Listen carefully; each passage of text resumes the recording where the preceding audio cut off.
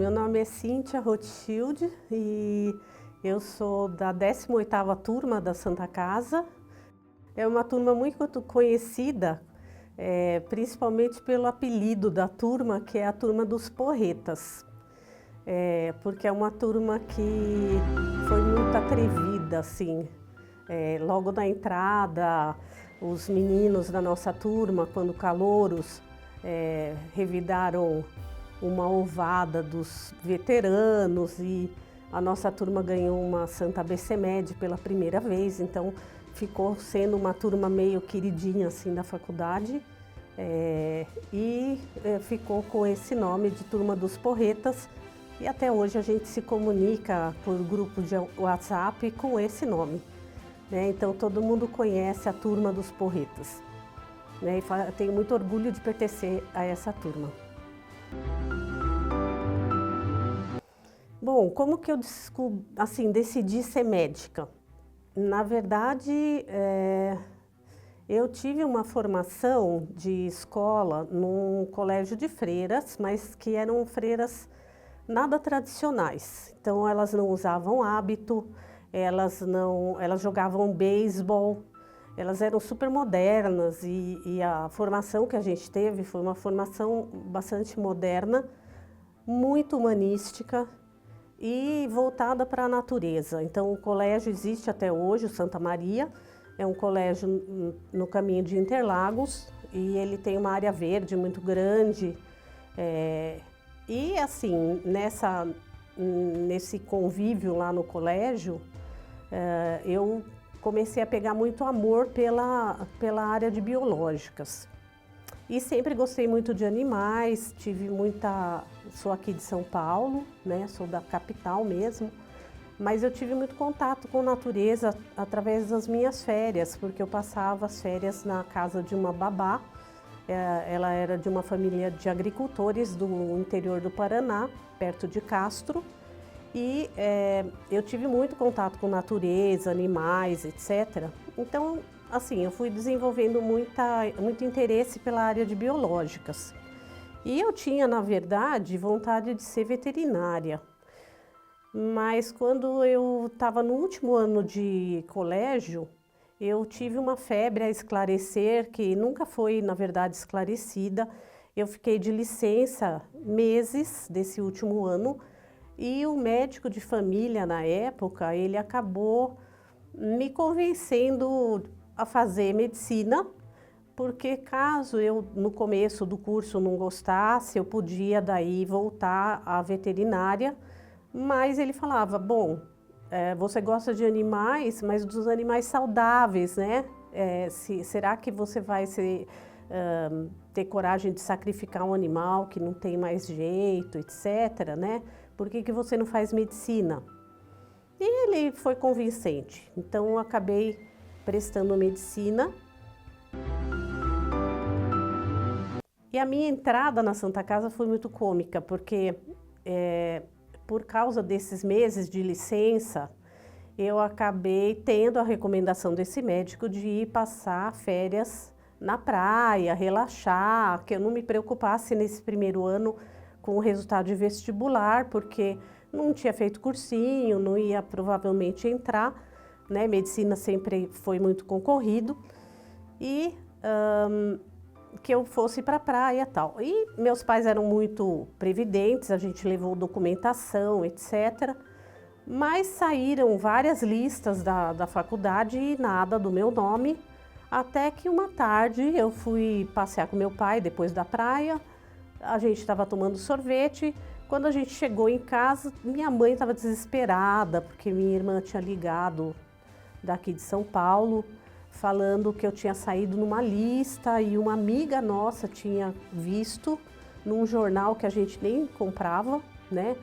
E que ela tinha conseguido segurar muitas duras penas com o Dr. Décio Altimari a vaga para o dia seguinte, né? E isso me permitiu ter uma certa proximidade com a Sandra Fati da minha turma, porque ela era próxima na lista. E teve quase que uma briga entre a minha irmã e o irmão dela, porque o irmão falava, não, que isso, que folgada, sua irmã foi para a praia e a minha irmã está na lista, a vaga é da minha irmã, etc.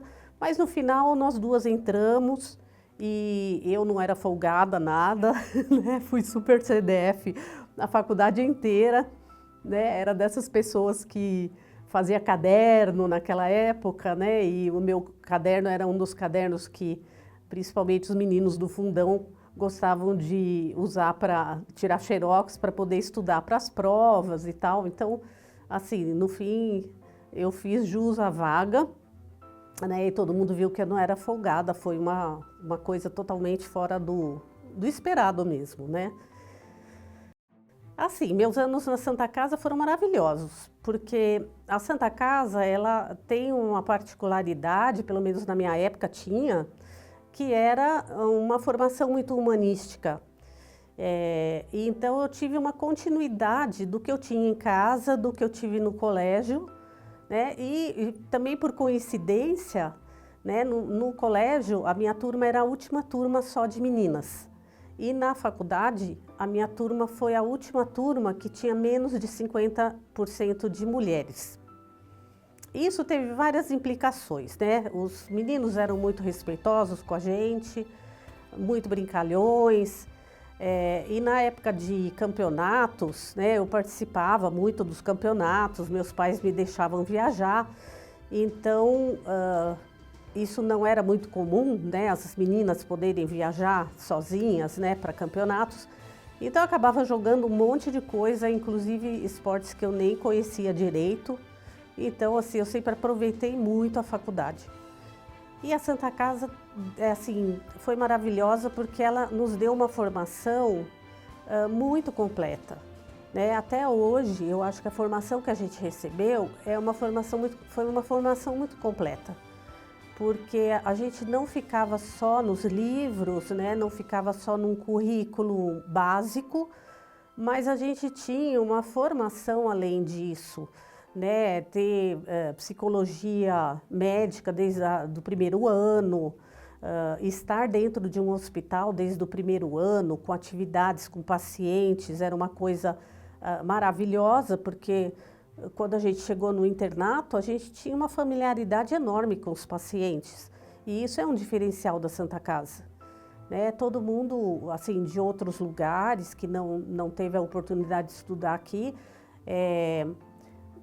nota e fala, nossa, vocês têm algo de diferente, né? Vocês têm realmente uma familiaridade com os pacientes, um jeito de encarar as coisas muito prático.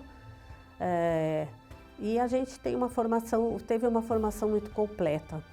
Eu me lembro da gente ter aulas no terraço da Santa Casa em dias ensolarados com o Dr. Mário Sposati, que era homeopata, e assim, ele praticamente replicava coisas que eu tinha tido com o professor de filosofia no colégio, né? Então fazia a gente pensar, refletir, e assim, a nossa turma acabou tendo uma jornada na Santa Casa muito unida, né? Era uma turma bastante divertida, até hoje muito divertida, muito estudiosa, com pessoas muito inteligentes. Tinha a turma do fundão, que fazia muita bagunça, mas a gente ria muito com eles. E no final das contas, eles acabavam estudando e hoje são profissionais maravilhosos, assim, muito responsáveis. E a gente teve uma leva de professores também excepcional, né? Então, a gente pegou professores como o Dr. Aidar, o Serafim na morfologia, Dr. Barbano. A morfologia tinha uma coisa muito engraçada, porque a gente podia estudar para as provas, que eram provas práticas, eram gincanas mesmo. A gente podia estudar à noite. E tinha a Dona Santina, que morava ali pela Santa Casa, e à noite ela fazia pipoca, quando ela sabia que a gente estava lá estudando para as provas. Então, tinha a pipoca da Santina, e na época, até uma coisa foi muito engraçado, porque estava na época do Star Wars, né, da Guerra nas Estrelas. E os meninos do fundão, eles sempre tinham aquele humor a mais, né, e assim, às vezes quebravam aquela disciplina que a gente, como menina de colégio de freira, tinha, né? Então foi muito divertido, porque eu me lembro de uma cena de uma dessas noites, a gente estudando duro para a prova de morfologia, né? Os professores eram principalmente o Serafim, super rígido, né? Então era difícil, todo mundo morrendo de medo das provas. E aí os meninos pegaram as bacias, né, os ossos da bacia, que a gente estava estudando numa época, e colocaram na cabeça, porque parecia mesmo aqueles soldados do Star Wars. Então, olha, acontecia de tudo na faculdade. E isso quebrava o gelo e a gente descontraía, acabava estudando, né, bastante, mas tinha essa descontração.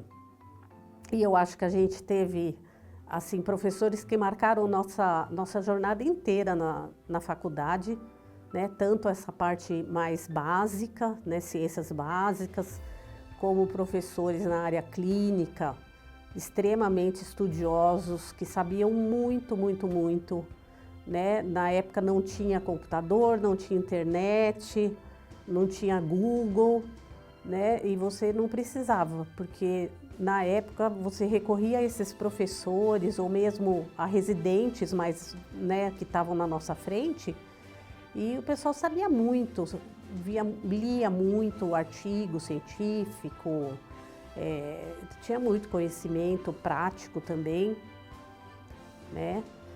E hoje eu vejo assim também a riqueza da Santa Casa, o respeito que a gente tinha pelos professores e que independia de título, porque na época que eu estudei na Santa Casa, eu me formei em 85, a gente não tinha muita pós-graduação aqui, né? A pós-graduação não existia, era uma coisa incipiente, e os chefes de departamento, eles estavam lá pelo respeito que todos tinham pelo conhecimento deles, né? E era comum a gente resolver muita dúvida tomando um lanche na toca, né? Resolvia muitos problemas. Era um mundo bem mais simples do que acho que hoje é, porque a gente não precisava tomar cuidado com o que falava, todo mundo se respeitava, se era homem, mulher, branco, preto, o que fosse, não tinha problema nenhum. Era todo mundo aluno ou professor, era gente, e todo mundo se respeitava com toda a diversidade que já existia naquela época, né? E, nossa, a gente teve na clínica médica, né, era uma coisa interessante, porque a gente tinha as áreas da clínica médica. E os professores da clínica, eles ficavam em período integral. Então, existia um segmento horizontal dos pacientes, das atividades da gente, e eles tinham muita paciência conosco, né, de ensinar, mostrar como fazer um exame físico, né, cobrar na hora que a gente estava no ambulatório, se a gente fez uma história direitinho, se a gente estava evoluindo no conhecimento, né? Eu me lembro do professor Jabur, da nefrologia, ele sempre trazia um artigo, né? Parecia o vovô, parecia o Gepeto. Ele tinha um jeito muito simpático, né? Muito assim, paternal, né? De tratar a gente, então ele sempre trazia um artigo, olha minha filha, esse artigo aqui você vai gostar e tal. E artigo naquela época, artigo científico, a gente não tinha internet. Então, para pegar um artigo científico, ou você tinha que assinar a revista, que era super cara, ou você tinha que ir até a Bireme, passar uma tarde lá olhando livros e livros do Index Médicos, né, para poder achar os artigos que você precisava para uma pesquisa, daí separar para ver se existiam as revistas referidas nesse index médicos, e aí a gente fazia o xerox das revistas. Então era uma coisa assim super trabalhosa fazer uma pesquisa, estudar com coisas muito atualizadas, era uma coisa muito trabalhosa, né? Tinha a biblioteca da Santa Casa, mas a parte de pegar artigos que não tinha na biblioteca, a gente tinha que ir até a Bireme, né? Que é perto do Hospital São Paulo. Então isso são coisas da minha época, coisas muito ricas, porque com isso a gente era tão curioso como hoje em dia, né, as pessoas são, mas a gente tinha um trabalhão para ir atrás da informação, né, e a gente valorizava muito o saber dos nossos professores, porque a gente sabia o trabalho que dava para conseguir chegar naquele nível de conhecimento, na experiência que eles tinham, né, professores maravilhosos, o Sanvito da Neuro, tinha o Mimissa da Microbiologia, né, professores muito bacanas da cirurgia e reuniões científicas que vinham aqueles, nossa, monstros sagrados do conhecimento para nós, né. Uma outra coisa bacana também da faculdade é que a gente ficava já no hospital desde o comecinho. Então, quando a gente começava a ter pacientes para avaliar, fazer história, aprender a fazer história, examinar, depois pacientes no internato, né, que a gente era responsável como interno, como residente, muitas vezes a gente fazia as histórias dos pacientes que tinham internado naquele dia, a gente fazia à tarde, final de tarde, depois de ter trabalhado o dia inteiro, né?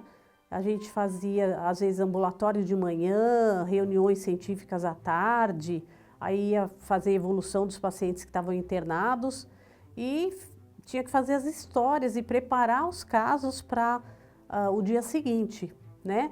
E cada vez que a gente fazia uma história, tinha que discutir com o residente, porque depois ia ser passado numa visita com os assistentes. E muitas vezes a gente saía daqui da Santa Casa, era à noite já. E os residentes estavam com a gente, porque eles esperavam a gente acabar as histórias, as avaliações, para resolver tudo da enfermaria e ir embora, né? E hoje eu vejo que, nossa, eu já dei aula em várias faculdades e muitas vezes eu vejo os alunos chegando para um ambulatório e olhando quantos pacientes tem para atender, que hora será que a gente vai embora, né? E essa era uma preocupação que a gente não tinha, porque a gente estava aqui para aprender e a chance de aprender era estar aqui no hospital e estar aqui com pessoas que podiam dar assessoria para nós, né? Então, assim, isso mudou bastante, né? Eu vejo que hoje em dia o interesse, muitas vezes, dos residentes é mais pelo, não, hoje é meu dia de folga porque eu dei plantão ontem, ou tem que ir embora, ou não pode fazer as coisas. E naquela época nem tinha dia de folga, né? Naquela época não tinha esses direitos que tem hoje, que eu não critico, né? Porque todo mundo tem direito, tem que descansar, mas a gente era mais flexível, né? Em termos de tempo, de dedicação, porque importava era terminar o que tinha que ser feito, né? E deixar os pacientes prontos, com as condutas tomadas. Eu me lembro que a gente tinha, às vezes, plantão na ginecologia e obstetrícia à noite, e no dia seguinte a gente continuava, às vezes no ambulatório ou no pronto-socorro, do DOGE, e eu me lembro de ter cochilado com o foco lá na barriga de gestante, porque eu estava pós-plantão, né? E aquele barulhinho, né, do batimento cardíaco do feto, né? Ali, tuque, tuque, tuque, tuque, a gente encostada naquele cone ali na barriga da paciente, aquilo, nossa, embalava assim. Então, era muito comum a gente morrer de sono no dia seguinte, mas a gente continuava, porque era normal aquilo, né? Outra coisa que eu me lembro muito também eram os plantões no pronto-socorro, porque o Dr. Valdir Golin era mega bravo. E ele, nossa, se você chegasse assim, meio minuto atrasado no plantão, ele já dava tchau para você, porque o plantão já tinha começado, né, a passagem de plantão, e era inadmissível alguém chegar no plantão atrasado. Então, mas assim, o pronto-socorro acho que só funcionava por causa dessa rigidez, né, de ter todas as coisas no lugar, as passagens de plantão, os plantonistas ali, tudo funcionando como tinha que funcionar, porque era abarrotado o pronto-socorro, né, e como todo pronto-socorro público, e tinha que funcionar. Né, mas a gente aprendia muito, né, mesmo com estresse e tal, a gente aprendia bastante. E eu acho que esses anos de Santa Casa, no começo a gente não pensa em sair, né, acha que assim, a segurança toda está aqui na Santa Casa, onde a gente estudou, se formou e às vezes continua trabalhando, né, como foi o meu caso, mas chega uma hora que às vezes é a hora de sair. E aí a gente vê que o quanto a gente foi bem preparado, o quanto a gente conseguiu ter de experiência mínima para começar a ser alguém independente fora daqui, né? Então assim, eu me lembro quando eu saí da Santa Casa, eu fui trabalhar. Eu ainda estava na Santa Casa quando eu comecei a trabalhar no Hospital Brigadeiro, na unidade de hemofilia. E depois eu saí da Santa Casa e fui para o Hospital das Clínicas. Né? Eu sou hematologista, né? Quem me convenceu a fazer hematologia foi o Carlos Sérgio Chiattoni. Até foi interessante porque eu, como residente de clínica médica, tinha que discutir os casos que eu via nas interconsultas, pacientes internados. E às vezes ficava tarde, né? Já a maioria dos assistentes tinha ido embora. E o Chiattoni sempre estava naquele porão ali que era o banco de sangue na época. Então era muito fácil, era certeza que você chegando no banco de sangue, o Chiattoni ainda ia estar ali. E ele adorava discutir caso clínico, então era muito gostoso, porque ele discutia bem, ele sabia muito e ele estava disponível. E aí eu discuti muito caso de interconsulta com ele e um dia, quando estava chegando a época de ter que escolher o que eu ia fazer, eu estava muito em dúvida entre psiquiatria, UTI, pneumo, né? Frequentava um pouco cada setor para ver se eu conseguia assim, me decidir. E aí o Chiattoni passou a maior conversa no banco de sangue e me convenceu a fazer hematologia, né? Então, eu sou hematologista, mas eu trabalho mais na parte de trombose, hemostasia. Hoje em dia eu trabalho no ICESP, né? Eu sou responsável por essa área lá e trabalho junto com a equipe essa área do HC.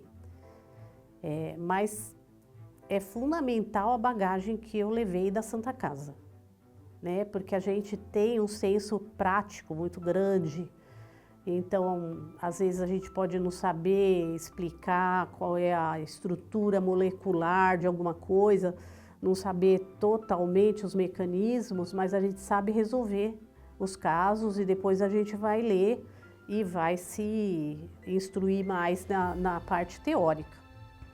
Mas a parte prática da Santa Casa foi fundamental para mim, né? Eu consigo me virar em qualquer lugar onde eu trabalhe e levo a Santa Casa com muito carinho no coração, porque ela me quebra um galho e abre portas, e eu sempre encontro gente que foi da Santa Casa ou que ainda está na Santa Casa.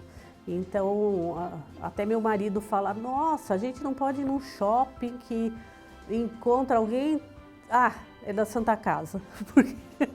Então, uma coisa engraçada, porque quando a gente olha as outras faculdades, né, as turmas são muito maiores, né? A Santa Casa tem uma turma menor do que um HC, do que uma Unifesp, mas você sai, você vai na Sala São Paulo, você vai num shopping, realmente, você topa com alguém, nossa, conheço você não sei da onde, ah, pode chutar que é da Santa Casa, porque algum pedacinho ali da Santa Casa teve, né? E é incrível isso mesmo. E hoje os colegas de turma têm filhos que se formaram na Santa Casa, então assim, a família Porreta, ela já tem tentáculos, né? Porque já tem filhos, netos, né? Então a Santa Casa se espalhando por aí, né? E lá no ICESP tem muita gente que trabalhou ou estudou aqui na Santa Casa, ou fez residência na Santa Casa, então é muito gostoso porque a gente acaba trocando figurinhas, né, de quem a pessoa conheceu, o professor que estava ou não estava mais, né, a toca, né, todo mundo conhece a toca, né, resolveu 1000 coisas na toca, né, o mineiro foi homenageado na nossa turma. Então, vira e mexe, alguém que vem visitar a Santa Casa, tira foto com o mineiro, põe no grupo dos porretas, porque né, é um patrimônio nosso, de ter estudado e o mineiro ainda tá aí, a toca ter sido reformada. Então, essas coisas são muito vivas na nossa memória, né? E eu acho que uma coisa interessante da Santa Casa, né, e às vezes eu vejo... Na minha turma mesmo, eu tive colegas que lá pelo 3º ano de faculdade, eles já foram direcionando a área que eles gostariam de seguir.